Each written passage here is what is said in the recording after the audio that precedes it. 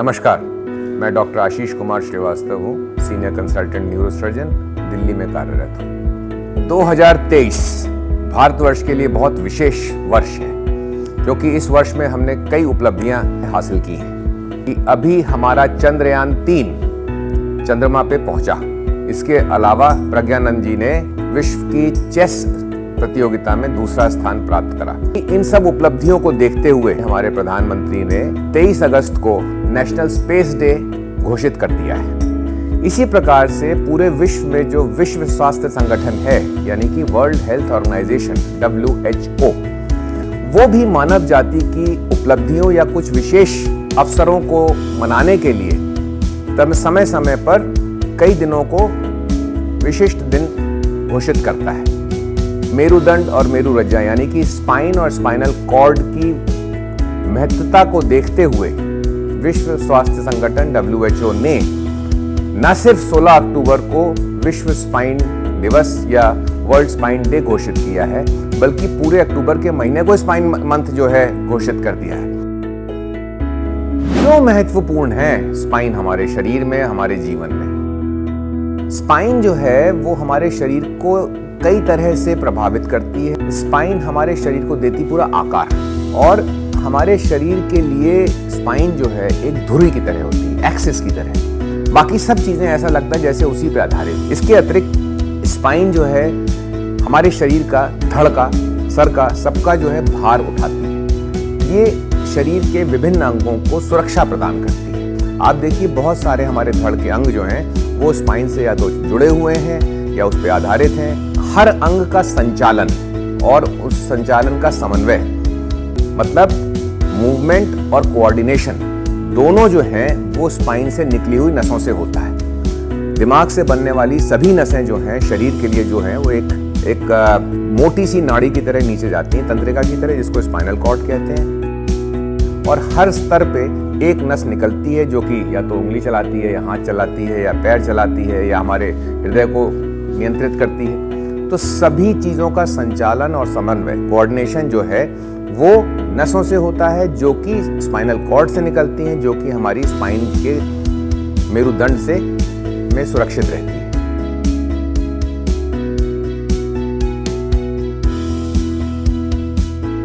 जो मैं शब्द प्रयोग कर रहा हूं, जो ये हड्डी वाला हिस्सा है हमारी स्पाइन का, इसको कहते हैं मेरुदंड। और जो इसके अंदर ये नसों का गुच्छा जा रहा है ना, पीले रंग का, अंदर देखिए आप, इसके अंदर आपको दिखाई देगा, और हर स्तर पे एक नस निकल रही है ऐसे, ये मेरुरज्जा कहलाती है, यानी कि स्पाइनल कॉर्ड और स्पाइनल नर्व्स।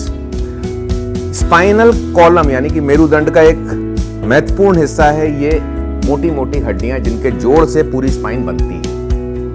इनको अंग्रेजी में वर्टेब्रल बॉडी कहते हैं। और इनके अंदर सभी हड्डियों की तरह, अस्थियों की तरह एक मैरो होता है। वहां पे क्या होता है? रक्त बनता है। बाकी हड्डियों में कुछ समय बाद बनना बंद हो जाता है, लेकिन ये काफी लंबे समय तक, वृद्धावस्था तक भी यहाँ पे रक्त बनता रहता है। तो रक्त बनाने का काम भी हमारी स्पाइनल कॉलम करती है। तो जब इतना महत्वपूर्ण अंग है हमारे शरीर का, तो आइए थोड़ा सा जरा मेरुदंड और मेरुरज्जा की संरचना या बनावट के विषय में थोड़ा सा मूलभूत जानकारी ले लेते हैं। सबसे ऊपर ये सर का एक हिस्सा लगा हुआ है, उसके नीचे ये पूरी मेरुदंड है, और यहाँ जाके ये कूल्हे के साथ जुड़ गई है इन जॉइंट्स में। इसके कुछ हिस्से माने गए, पहली हड्डी से लेके और 7वीं हड्डी तक, 1 2 3 4 5 6 7, ये हड्डी गर्दन के अंदर होती है। इसको कहते हैं सर्वाइकल स्पाइन। सर्वाइकल कोई बीमारी नहीं है, सर्वाइकल इस हिस्से को कहा जाता है जिसको कहते हैं सर्वाइकल स्पाइन, जिसमें होती हैं 7 हड्डियां, सर के बिल्कुल नीचे से शुरू होके और 7 तक। उसके बाद पहली जो धड़ की हड्डी होती है उसको कहते हैं थोरैसिक या डॉर्सल स्पाइन, और उसमें होते हैं 12 हड्डियां। वो पीछे की तरफ मुड़ा होता है। अगर आप साइड से देखें तो हर व्यक्ति के अंदर आपको थोड़ा सा यहाँ पे उभार दिखाई देगा, इस जगह पे। ये उभार काइफोसिस कहलाता है। इसके बाद कमर की हड्डियां शुरू होती हैं, उसमें 5 हड्डियां होती हैं, 1 2 3 4 5। ये 5 हड्डियां हमारी कमर बनाती हैं। ये हिस्सा जहाँ पे आपको हल्का सा गड्ढा लगेगा, बशर्ते आप मोटे नहीं हैं और वहाँ फैट नहीं जमा हो गया है। इसको फिर सामने की तरफ उभार होता है जिसको कहते हैं लॉर्डोसिस, और ये हमारे कूल्हे की हड्डियां हैं और इनके बीच में जो स्पाइन का हिस्सा जा रहा है ये वो 5 हड्डियां हैं जिनको जुड़ के सेक्रम बनती है। ये आपस में जुड़ चुकी हैं। और सबसे नीचे ये जो हिस्सा आप देख रहे हैं ये हमारी पूंछ का हिस्सा है जिसको कॉक्सिक्स कहा जाता है। इसमें कायदे से 4 हड्डियां होती है लेकिन वो सब जुड़ के एक हड्डी बन जाती है जिसको कॉक्सिक्स कहते हैं। लेकिन इनके बीच में आप एक चमकदार चीज देख रहे हैं जिसको हम कहते हैं डिस्क। ये क्या है? साधारण रोजमर्रा की भाषा में कहें तो ये शॉक एब्जॉर्बर है। हड्डियां आपस में ना टकराएं, जब हिले डुलें तो उसका प्रभाव हड्डी पे सीधा ना पड़े, इसके लिए भगवान ने इसके बीच में डिस्क रख दी है। जो धक्के जो लगते हैं उसका प्रभाव, उसका आघात जो है हड्डी पे नहीं पहुंच पाता और उसको नुकसान नहीं होता। तो उसके ऊपर जब दबाव पड़ता है तो वो दबाव सीधा हड्डी पे जाने के बजाय आसपास सभी दिशाओं में अंतरित हो जाता है, जिससे कि सीधे हड्डी पे नुकसान नहीं होता। लेकिन समय के साथ इस डिस्क का लचीलापन धीरे धीरे कम होने लगता है क्योंकि इसमें पानी की मात्रा कम होने लगती है। तो हमारी भी जो डिस्क है वो आयु के साथ पसरने लगती है। अब आप समझिए कि यदि ये डिस्क पीछे की तरफ पसरती है तो क्या होगा? ये जो नस यहां से निकल रही है इसके ऊपर दबाव पड़ सकता है। इसी को डिस्क प्रोलैप्स या डिस्क एक्सट्रूजन या प्रोट्रूजन कहा जाता है। और जब ये नसों को दबाने लगता है तब उपचार की आवश्यकता पड़ती है।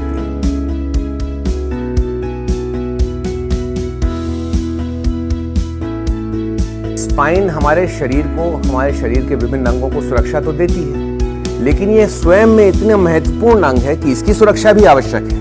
इसकी सुरक्षा कैसे होगी? आप देख रहे हैं कि ये स्पाइन पूरी की पूरी मेरुदंड जो है वो हड्डी के विभिन्न टुकड़ों से बना हुआ है। 33 टुकड़ों से नसें निकल रही हैं।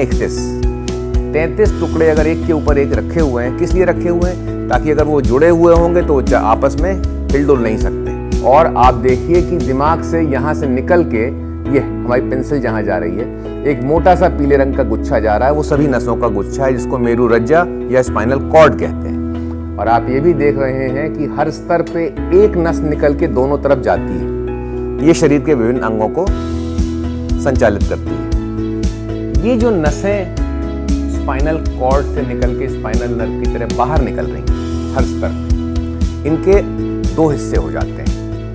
सामने वाला हिस्सा मोटर हिस्सा कहलाता है, पीछे वाला सेंसरी हिस्सा कहलाता है। मतलब पीछे वाला हिस्सा आभास करवाता है और आगे वाला हिस्सा हमारी मांसपेशियों को चलाता है, अंगों को चलाता है। अब आप समझ सकते हैं कि यदि डिस्क से दबेगा तो सबसे पहले सामने वाला हिस्सा दबेगा, वीकनेस आएगी। पीछे वाला दबेगा तो अनुभव करने में हमको परेशानी होगी, समस्या होगी। ये वो पॉइंट्स हैं हड्डी के जो आपको महसूस होते हैं, आभास होता है, जिनका आप यहाँ पे महसूस कर सकते हैं इन हड्डी के पॉइंट्स को। इसको स्पाइनस प्रोसेस कहा जाता है।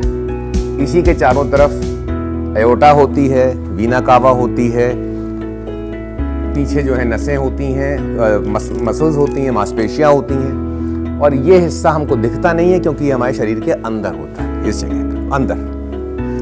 ये पीछे से महसूस करा जा सकता है, इसका हम छू के इन टिप्स का देख सकते हैं।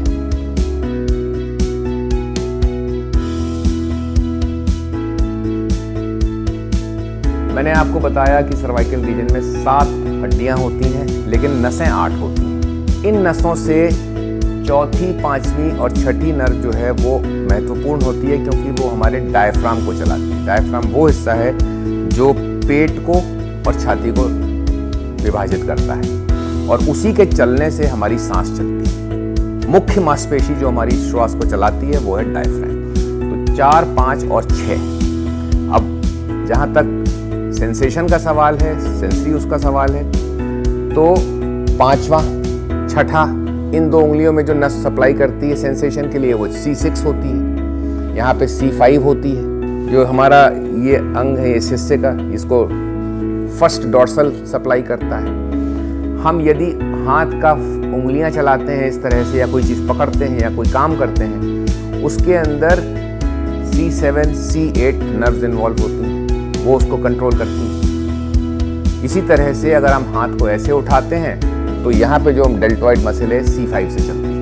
तो इसी तरह से ये मैं आपको इसलिए बता रहा हूँ ताकि आपको समझ में आए कि हर नस जो एक स्तर पे निकल रही है उसका एक विशिष्ट कार्य होता है, विशिष्ट मांसपेशियों का एक समूह होता है जिसको वो नियंत्रित करते हैं। इसी तरह से जो छाती का हिस्सा है, धड़ का हिस्सा है, थोरैसिक वर्टेब्रा का, थोरैसिक वर्टेब्रा वाली जो नर्व्स हैं वो हमारी रिब केज को यानी कि हमारी पसलियों को चलाना, पसलियों के बीच में जो मसल्स होती हैं, मांसपेशियां होती हैं, उनको चलाने के लिए होता है। इसी प्रकार से जो कमर का लंबर रीजन है, लंबर रीजन से जो नसें निकलती हैं वो हमारे पैरों को नियंत्रित करती हैं, मांसपेशियों को चलाती हैं। तो सेक्रम की जो नसें हैं और नीचे के लंबर रीजन की जो नसें हैं वो मलमूत्र के निष्कासन को नियंत्रित करती हैं। इन पे अगर प्रभाव पड़ जाएगा तो आपने सुना हो कई लोग अपने पेशाब नहीं रोक पाते या ठीक से पेशाब कर नहीं पाते, रुकावट होती है। तो ये सभी नसें जो हैं हमारे शरीर के विभिन्न मांसपेशियों के समूह को नियंत्रित करती हैं। इसके अलावा भी एक हिस्सा होता है तंत्रिका तंत्र का या नर्वस सिस्टम का, एक हिस्सा रादर दो हिस्से होते हैं, एक होता है वॉलंटरी, एक होता है इनवॉलंटरी। ऑटोनॉमिक नर्वस सिस्टम उस हिस्से को कहा जाता है जो हमारे जाने बिना हमारे शरीर के विभिन्न अंगों को नियंत्रित करता है। हम सब का हृदय चल रहा है लेकिन हम तो उसको नियंत्रित नहीं कर रहे, वो कार्य ऑटोनॉमिक नर्वस सिस्टम करता है। हमको सर्दी में ठंड लगती है, गर्मी में पसीना आता है, या जब हम घबरा जाते हैं तो हमारी आँख की पुतलियाँ फैल जाती हैं, या हम जब दौड़ते हैं तो हमको पसीना और ज़्यादा आता है। ये सभी चीज़ें साधारण स्पाइनल नर्व रूट से नहीं होती हैं, ये होती हैं ऑटोनॉमिक नर्वस सिस्टम से। ऑटोनॉमिक नर्वस सिस्टम की नसें जो हैं थोड़ी छोटी और पतली होती हैं लेकिन जाती वो भी इन्हीं नसों के साथ है। तो ऑटोनॉमिक नर्वस सिस्टम भी एक मुख्य हिस्सा है हमारे तंत्रिका तंत्र या नर्वस सिस्टम का। और इन अंदरूनी अंगों के लिए जो हमारे धड़ के अंदर हैं, जैसे हमारी पेशाब की थैली है, हमारा हृदय है, हमारे फेफड़े हैं, हमारा लिवर है, हमारी अंतड़ियां हैं, इन सब का नियंत्रण जो मैंने आपको बताया था ऑटोनॉमिक नर्वस सिस्टम से होता है। मांसपेशियां जो हमारा काम हमारे कहने पे करती हैं उनका नियंत्रण स्पाइनल नर्व से होता है। तो ये सब चीजें इस स्पाइन को सुरक्षा भी देती हैं और इसी से निर्धारित भी रहती हैं कि क्या करेंगी।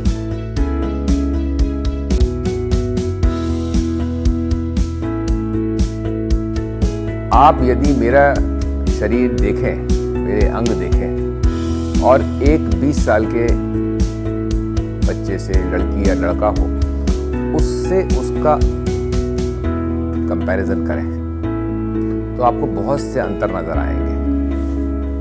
बाल सफ़ेद हो जाते हैं, थोड़ा मेरी उम्र तक या मेरे से बड़े लोगों में आँख में मोतिया होता है, कान में धीरे धीरे कुछ लोगों को सुनना कम हो जाता है। ये बीमारियां नहीं हैं, ये आयु के साथ आने वाले अपकर्ष, पतन या डिजेनरेटिव चेंजेस हैं और इनका इलाज कभी कभी करना पड़ता है। लेकिन हमारी जो स्पाइन है वो जैसे ही बच्चा खड़ा होने लगता है और जब तक व्यक्ति बिस्तर पर नहीं लेट जाता, चलता फिरता रहता है, हर कदम पे, हर क्षण उस पे धक्का लगता है या वो भार उठाती है। तो आप सोच सकते हैं कि अगर हम एक साधारण व्यक्ति की आयु जो है 80 साल भी मान के चलें तो 80 साल में 1 साल निकाल दीजिए बच्चे का, 79 साल तक, 79 ईयर्स तक ये स्पाइन जो है लगातार भार सह रही है, लगातार हर कदम, हर हमारी गति या मूवमेंट का जो है स्ट्रेन ले रही है। नुकसान तो होगा।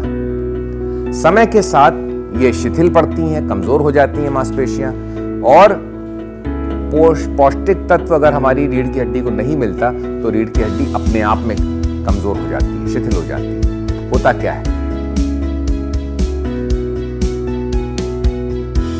कमर झुकने लगती है, हमारे शरीर में पीड़ा होने लगती है। बहुत देर तक, कुछ लोग कहते हैं कि ज्यादा देर तक खड़े हो जाएं तो हमें दर्द होने लगता है, चलते समय दर्द होता है, गर्दन घुमाने में तकलीफ होती है। वो सब इसीलिए होता है क्योंकि हमारे रीढ़ की हड्डी की हड्डियां, उससे जुड़ी हुई मांसपेशियां, ये सब और लिगामेंट्स, ये सभी जो हैं आयु के साथ थोड़ा थोड़ा जो है इनकी हानि होती है, तो उसका मूवमेंट जो है वो प्रभावित हो जाता है।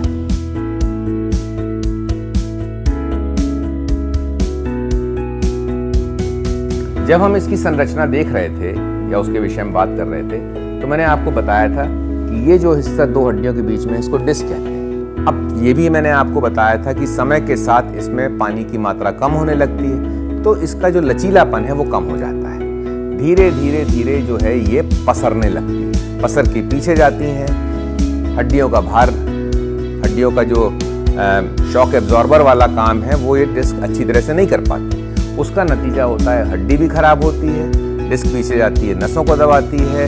और अगर भारतवर्ष में बहुत से लोगों को ऑस्टियोपोरोसिस नाम की बीमारी या ऑस्टियोमलेशिया नाम की बीमारी हो जाती है, जिसमें प्रोटीन और कैल्शियम दोनों का नुकसान होता है हड्डियों में। उससे क्या होता है कि ये जो हम हड्डी इतनी चौड़ी देख रहे हैं, यहाँ से लेके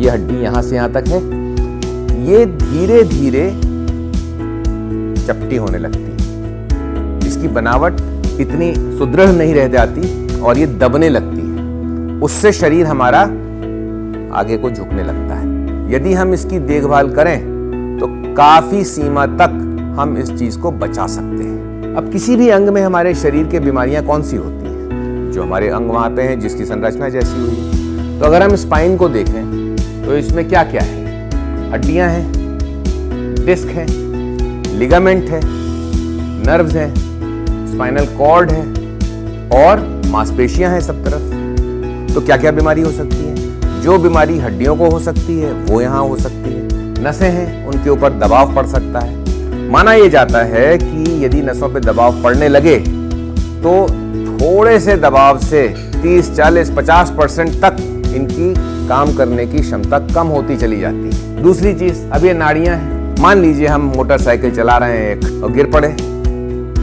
चोट लगी तो ये नाड़ियों में चोट लग सकती है, भयंकर ब्लीडिंग हो सकती है, या हड्डी टूट सकती है। और फिर वो चीज होगी जो समय के साथ होती है 40 साल में, लेकिन वो क्षण भर में हमारी चोट लग जाएगी रीढ़ की हड्डी में और हमारी नसें वसें दब जाएंगी। तो ये सभी बीमारियां हो सकती हैं। सबसे जो बहुत लोगों को पता होता है, सामान्य लोगों को, वो होता है डिस्क प्रोलैप्स हो गया।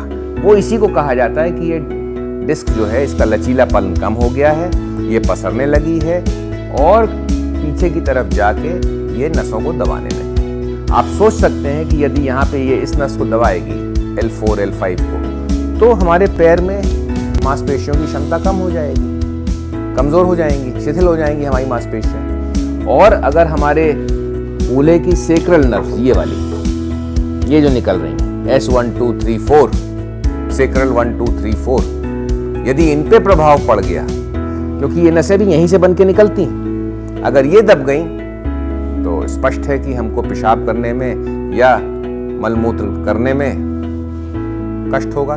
पेशाब का कंट्रोल, नियंत्रण खत्म हो सकता है, अपने आप छूट सकती है। तो ये सभी बीमारियां स्पाइन से संबंधित हो सकती हैं। और भी कारण होते हैं, लेकिन एक प्रमुख कारण स्पाइन की बीमारियां भी हो सकती हैं। तो हमारी स्पाइन में क्या क्या दुष्प्रभाव पड़ते हैं? विश्व स्वास्थ्य संगठन की बात हमने शुरुआत में की थी। विश्व स्वास्थ्य संगठन के एक स्थूल अनुमान के अनुसार विश्व भर में 1 बिलियन कितना हुआ? लगाइए 9 जीरो, ठीक है ना? तो करीब करीब 100 करोड़ लोग प्रभावित हैं इनकी बीमारियों से, रीढ़ की हड्डी की बीमारियों से या रीढ़ की नसों की बीमारियों से।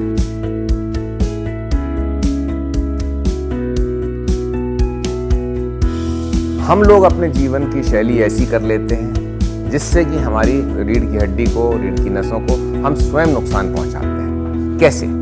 पौष्टिक भोजन खाने के बजाय जो हमारी जीभ को अच्छा लगता है, मन को अच्छा लगता है, शरीर को अच्छा लगे ना लगे, लेकिन स्वाद आना चाहिए।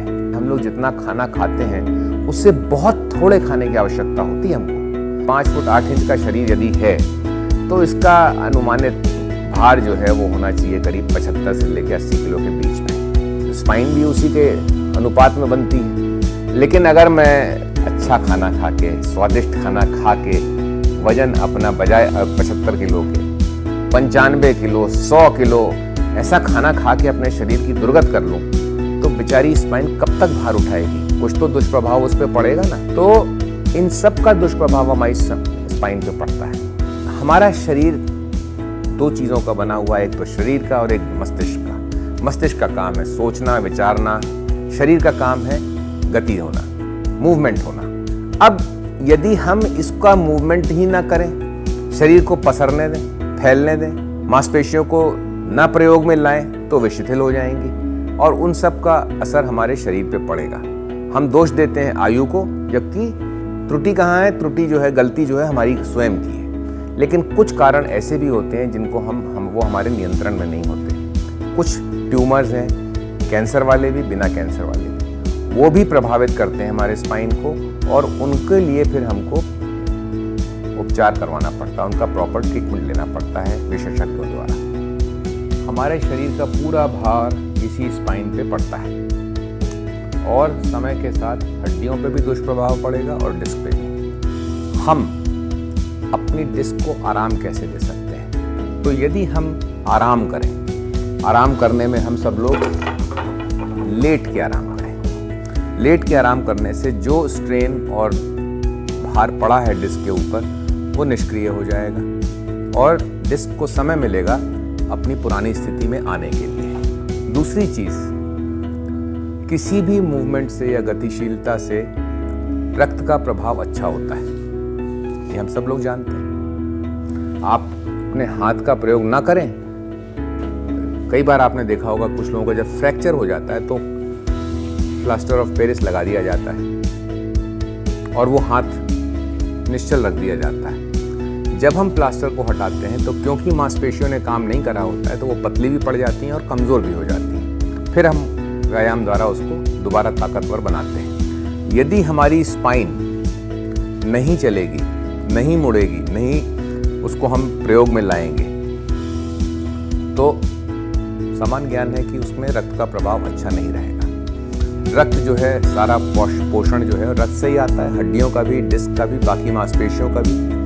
तो समय के साथ यदि हम उसमें आराम नहीं देंगे, रक्त का प्रभाव अच्छा नहीं करेंगे तो ये कमज़ोर होती चली जाएगी, ये शिथिल हो जाएंगी, हड्डियाँ भी, डिस्क भी, और इनका दुष्प्रभाव जमा होता रहेगा। आयु के साथ ये दुष्प्रभाव फिर हड्डियों को कमज़ोर कर देगा, शिथिल कर देगा, डिस्क का लचीलापन कम कर देगा, हमको मुड़ने में, बैठने में, किसी भी एक्टिविटी में हमको तकलीफ होने लगेगी। तो स्पाइन को आराम भी चाहिए और जिस समय वो हिल डुल रही है, गतिशील है, तो उसका रक्त प्रवाह अच्छा होता है, मतलब उसका हमको व्यायाम भी नियमित रूप से करना पड़ेगा। अगर हम शरीर का तापमान ठीक रखें, हल्का सा अच्छा रखें, हमारे शरीर का भार बहुत ज़्यादा नहीं हो, तो जितना प्रवाह है उससे अच्छा पोषण मिलेगा हड्डियों को, डिस्क को, मांसपेशियों को, सबको। बीच बीच में आराम करना भी आवश्यक है। स्लीप के ऊपर हमने एक वीडियो दिया था जिसके अंदर हमें बताया था कि नींद निद्रा जो है उस समय सब मरम्मत हो जाती है हम लोगों की स्पाइन की और शरीर की और मांसपेशियों की। भोजन लीजिए, पौष्टिक भोजन लीजिए।